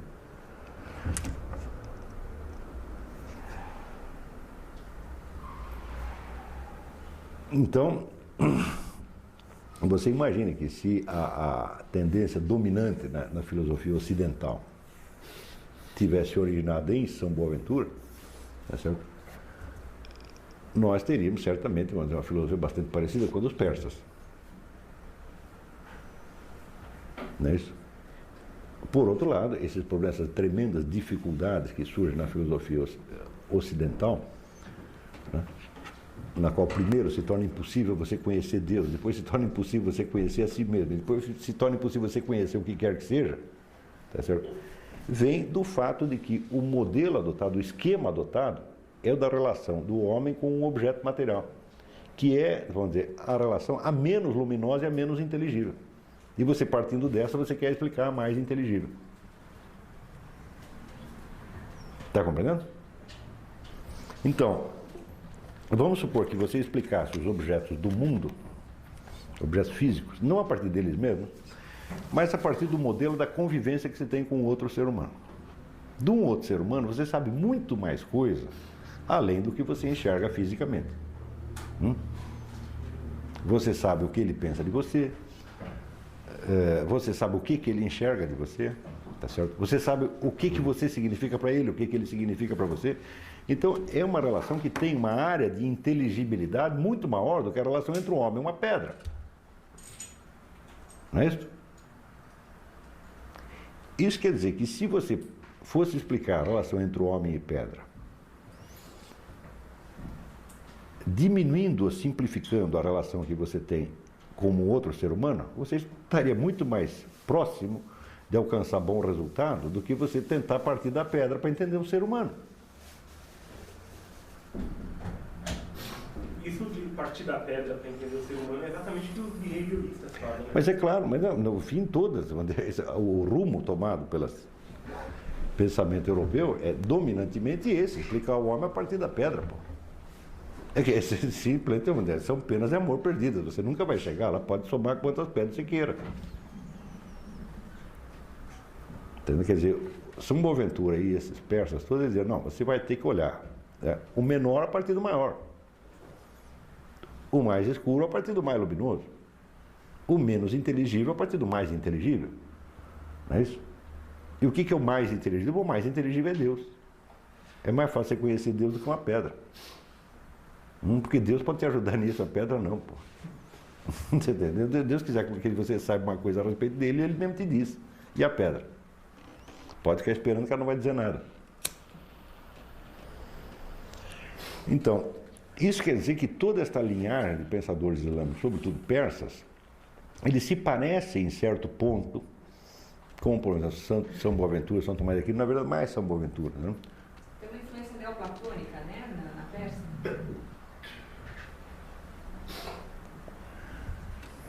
Não. É autônomo, é outra coisa, não tem nada que ver. Na verdade, eles inventam, eles descobrem as coisas, depois inventam Platão, a sua imagem e semelhança, diz que é neoplatônico. Essas coisas não se pode explicar por influências, tá entendendo? Nunca, nunca, nunca. Influência cultural não tem nada a ver com isso. Tem certas coisas que o sujeito só pode aprender diretamente.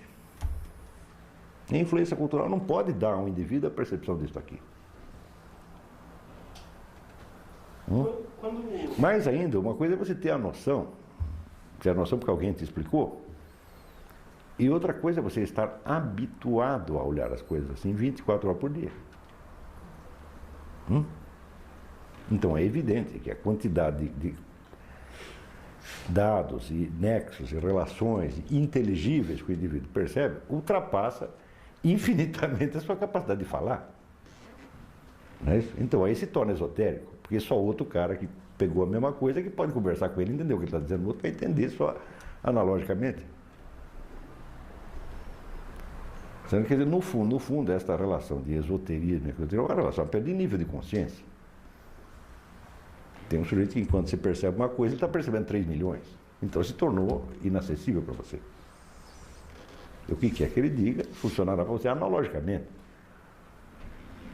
Né? Então, quando você fala da prática mística, da vida mística, etc. Bom, na verdade, ela consiste em integrar efetivamente na personalidade certas outras coisas que, consideradas num texto filosófico, são apenas conceitos.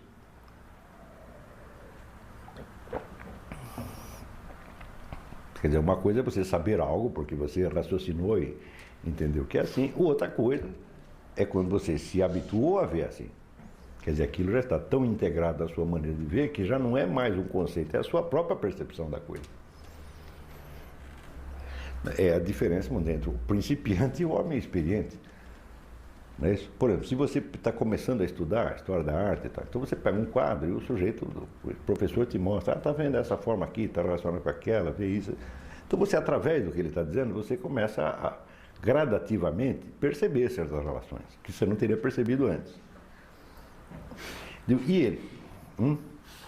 Ele, você pega um quadro que ele nunca viu, mostra, ele já percebe todas essas relações instantaneamente. E se ele tivesse que dizer, ele levaria 3 meses. Não é assim?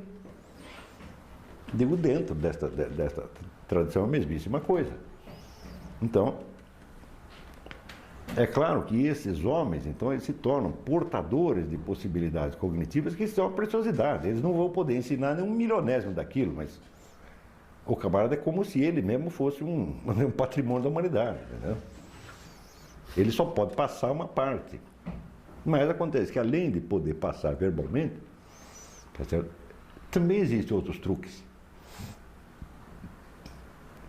Quer dizer, ele pode pegar um discípulo e fazer o sujeito passar por essas etapas de maneira muito mais breve. Na mesma medida em que, vamos dizer, o conhecedor de quadros, tá certo? Depois de ter passado anos a fio explicando para as pessoas como é que olha o quadro, ele podia inventar um esquema, né, que através de certas experiências tal, levasse o sujeito a perceber algo por si. Não poderia? Pois isso se faz efetivamente. A percepção espiritual é a mesmíssima coisa. Tá certo? Porque às vezes essa pessoa nem tem a capacidade intelectual de te explicar essa vivência que ela tem. Não, a capacidade de explicar ela tem. O que acontece é que o objeto em si mesmo é muito grande. O sujeito não pode te ensinar, vamos dizer, o conteúdo de uma vida inteira em 10 minutos, nem em 15 minutos. E por mais que ele... Você pega Ibn Arabi escreveu 400 livros. Né? Ele escreveu 400 livros porque ele sabia o suficiente para escrever 40.000. E os outros 40.000 não deu tempo, ele morreu, porra. Tá vendo? Então, quer dizer, fica o mundo da percepção, da consciência, tá certo? Ele se torna infinitamente mais rico do que o mundo da cultura. A cultura é só aquilo que adquire forma material, de livro, de monumento, e pode ser passado. Agora tem coisa que vai embora com o sujeito.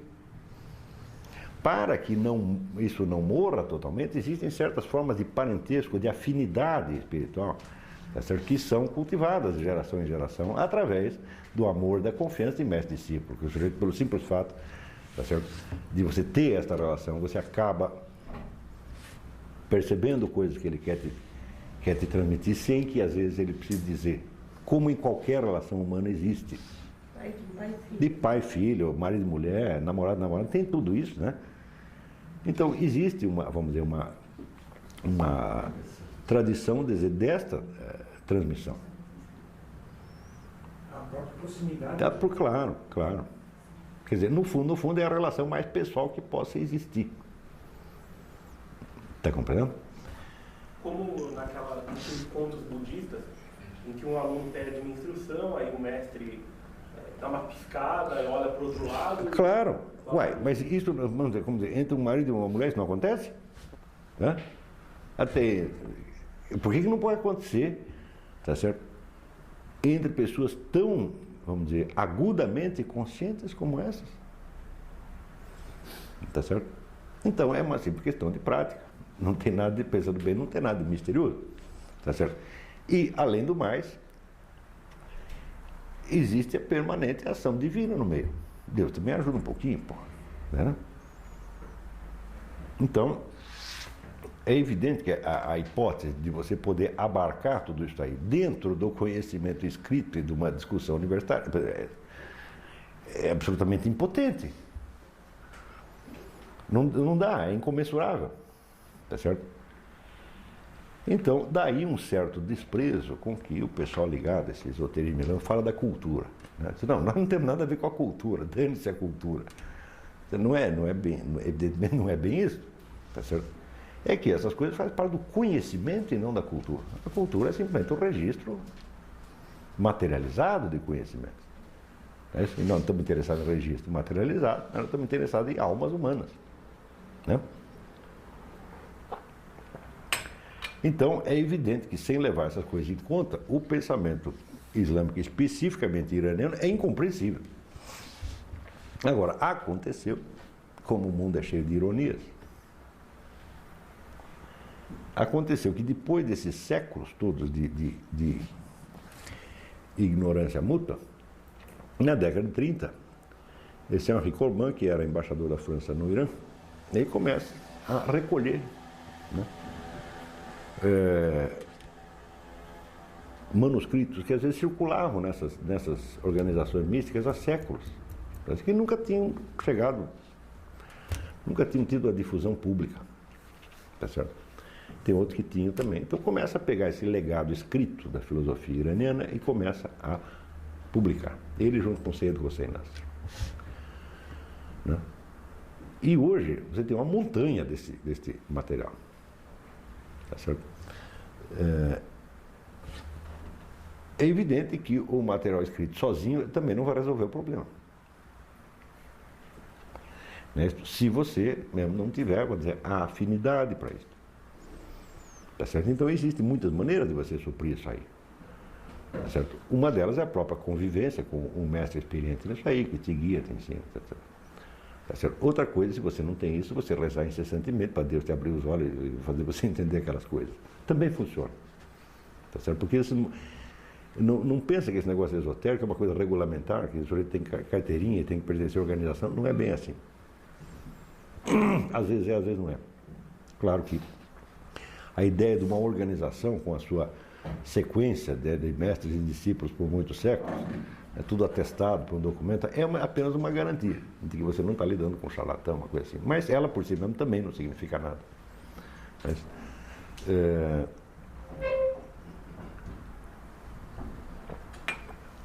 e o fato é que hoje em dia, se você quer saber, essas coisas têm, eu acho que tem mais penetração no Ocidente do que no próprio mundo iraniano. Porque no mundo iraniano subiam lá os ayatollah, que são os caras doutores da lei. E pelo simples fato, a primeira coisa que eles fizeram foi botar para fora o Seyyed Hossein Nasr, para ver que ele já pertence a outro departamento. Então, talvez em países como o Irã, o Iraque, hoje você tenha menos atmosfera para se interessar por essas coisas do que no Ocidente. Tá certo? Então, para dizer que esse negócio de Oriente e Ocidente também não é tão que não é uma separação tão rígida assim. Bom, esse aí é o arcabouço geral de 14 séculos de relação entre a filosofia ocidental e a islâmica, com, vamos dizer, um intervalo que chega a ser 8 séculos, né? E que hoje já está restabelecida a conexão de novo.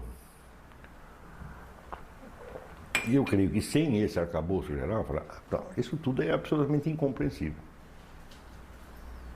Tá certo? E eu também, por exemplo, esta coleção aqui, que é a História da Filosofia da Pleiade, ela tem o mérito de ter colocado aqui dentro uma história da filosofia islâmica feita pelo próprio Corban e Nasr, que são os melhores que tem. Tá certo? Só que como é um negócio feito por vários autores, as várias partes são independentes. Tá certo? Então você tem aqui, no fim, aqui tem a História da Filosofia Iraniana, islâmica, escrita pelo Nasr e Corban, e do lado, né, você tem, né, sei lá, outro escrevendo a História da Filosofia Analítica, outro escrevendo sobre o existencialismo, sem saber nada daquele negócio. Né? Quer dizer, cada um só sabe da sua parte, então você não tem essa fecundação mútua. Mas pelo menos o material está dado aí. Neste sentido, isso é uma obra absolutamente memorável. Pelo efeito documental, para fins documentais, tá certo? Mas uma história da filosofia geral que tente articular essas relações, eu acho que até é muito cedo para fazer, ninguém tem capacidade para fazer ainda. Porque é muito complexo e pior. Tem certas partes dessa história que só agora estão se elucidando. O que houve realmente na relação entre a filosofia escolástica e a islâmica. Por exemplo, na obra de Santo Alberto Magno, né, existe toda uma parte que é dedicada à alquimia, astrologia, esse negócio, e que geralmente como não se encaixa bem dentro do arroz com feijão da escolástica, é mais ou menos deixado de lado. Quando você está avisado de que Santo Alberto é um sujeito tão ligado, vamos dizer, ao mundo islâmico, que ele até chegava, ele ia dar aula vestido de árabe, ele só usava roupa árabe, né? Então você vê que talvez haja nessa parte da obra de Santo Alberto coisas que possam elucidar relações mais profundas que houve com o mundo islâmico. Tá certo? Tudo isso ainda vamos dizer, são questões, são problemas, são interrogações, tá certo? Então, quer dizer, o sujeito que pretende te contar a história da filosofia como um processo que está elucidado, que está passado e que ele já sabe tudo, ele não pode fazer isso. Ele não há cabeça humana capaz de fazer isso. A história da filosofia é um problema, é um drama dentro do qual nós estamos nesse exato momento. Tá entendendo? E é evidente que eu, com esse curso, eu pretendo muito mais, né, fazer vocês se sentirem personagens deste drama, tá certo? Do que fazer uma exposição que fica na parede e que vocês olham e estão entendendo tudo. Não, tem muitas partes deste drama que nós não entendemos porque elas ainda estão se desenrolando. Começaram no século VIII, século VII, mas ainda está aí, né, rolando até hoje. Tá certo? Então, por hoje é só.